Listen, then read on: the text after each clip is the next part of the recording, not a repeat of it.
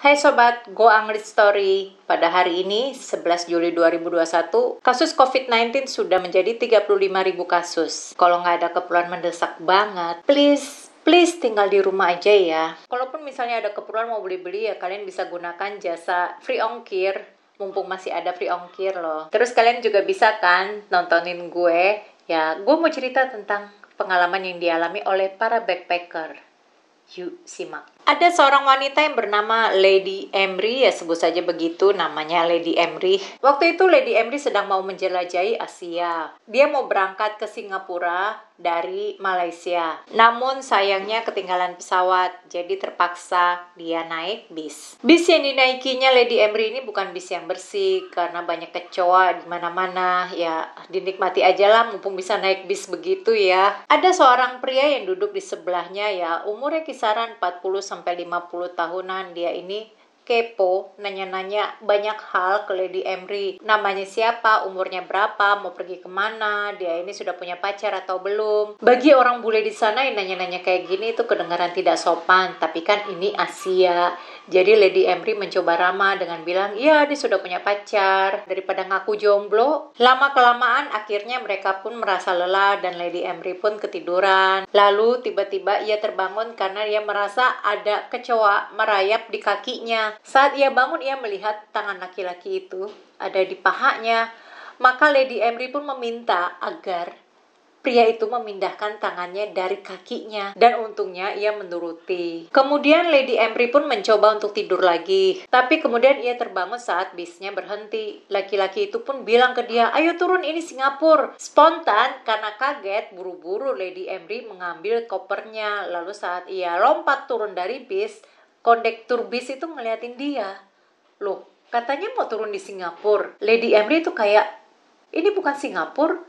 Dia lihat pria yang tadi ngajak dia turun, lalu cepet-cepet lagi dia naik ke dalam bis. Untung kondekturnya itu inget kalau sebelumnya Lady Emry bilang ke kondektur ini kalau dia mau ke Singapura.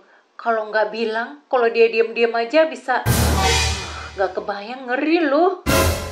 Cerita 2. Ini ada cewek, dia ini ceritanya mau backpacker gitulah keliling Eropa dengan pacarnya ya. Jadi pada saat itu mereka singgah ke Jerman. Di Jerman ini cewek inget kalau dia tuh punya teman, ya temennya punya relatif saudara gitu ya yang ada tinggal di Jerman situ. Jadi ya namanya juga backpacker, dana terbatas tapi pengen jalan-jalan. Akhirnya mereka pun datang ke alamat saudaranya temennya ini. Sampai di sana yang membukakan pintu adalah seorang wanita tua yang mukanya kayak kelihatan agak-agak serem gitu ya saat memandang mereka berdua itu. Terus mereka berdua ini bilang kalau mereka kenal pria yang tinggal di situ, yang kebetulan masih ada hubungan saudara dengan teman mereka. Jadi mereka minta numpang bermalam di tempat itu. Selanjutnya mereka berdua dipersilakan masuk. Kemudian nenek-nenek itu menawari mereka teh. Dan tak lama datanglah suaminya nenek-nenek itu. Terus mereka pun berempat ngobrol-ngobrol. Si kakek ini bilang kalau iya dia kenal dengan temannya mereka itu, ya memang masih ada hubungan saudara. Setelah mereka ngobrol-ngobrol gitu, kakek pun akhirnya mengantar mereka ke kamarnya yang ternyata ada di basement rumah itu. Begitu mereka turun ke basement dan setelah kakek itu menerangkan apa saja yang ada di basement, lalu kakek itu cepat-cepat keluar dari basement dan pintu basement dikunci dari luar.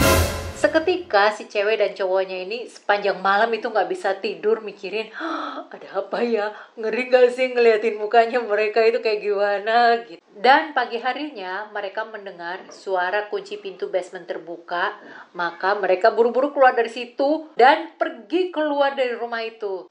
Kalau ini kok gue ngerasanya kayak mereka itu nggak sopan ya, udah dikasih tempat dah. Ya ibaratnya mereka itu kan jauh lebih creepy daripada kakek nenek yang tinggal di situ. Mereka masih perbolehin orang asing datang ke situ loh. Cerita 3, ini ada seorang backpacker, dia ini pria ya, masih remaja gitulah, dia jalan-jalan ke Zimbabwe. Waktu itu dia mencoba mencari teman baru, lalu setelah dia dapat teman baru, mereka pun pergi ke bar, terus minum-minum lah di bar itu. Di bar itu cuma hanya dia cowok yang kulit putih satu-satunya, dan ada juga sih beberapa wanita ya, tapi dikit, mayoritas si cowok. Terus cowok ini mau ke toilet, nah dijagalah sama teman barunya ini. Terus waktu dia keluar dari toilet, tiba-tiba ada seorang yang langsung menarik dia pergi ke dalam mobil, terus dia dibuat pingsan di situ. Ya, tak berapa lama kemudian, dia nggak tahu juga sih berapa lama dia pingsan. Waktu dia udah mulai bangun, itu dia dengar sayup-sayup suara percakapan yang kayak suara teriakan-teriakan gitu dalam bahasa asing bagi dia, yang tidak dia mengerti itu apa.